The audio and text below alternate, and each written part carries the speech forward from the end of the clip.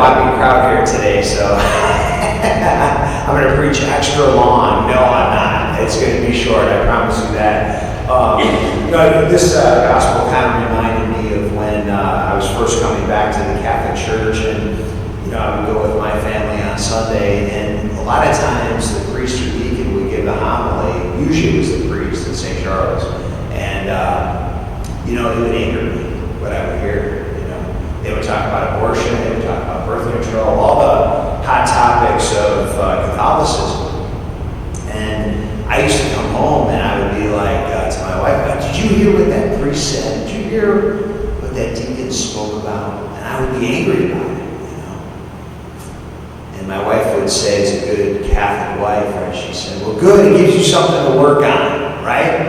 And that's what I needed, right? Because I was hearing the truth, but I wasn't living the truth. And I knew that in order to get close to Christ, that I had to change my ways. I had to repent. I had to change my life, right?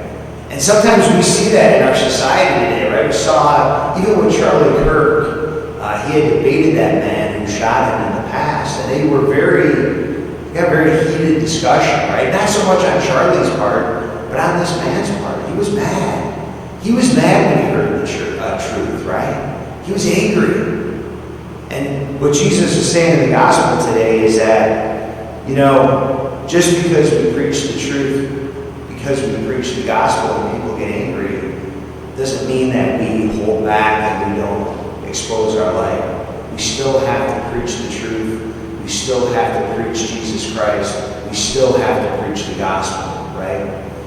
The worst thing for a preacher, the worst thing for a priest, the worst thing for a deacon is for everyone to love you.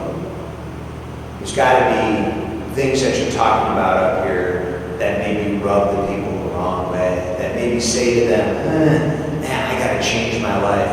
I got to live the gospel, right? That's what we're trying to do. We're trying to take the gospel message today and put it into our lives and to live it in our lives. So let's ask ourselves this question today. Do we always preach the truth? Do we always preach the gospel? How about in our own families? What if there's people in our families that are doing things that maybe aren't the best, And maybe we call them out on the carpet, and they get angry at us.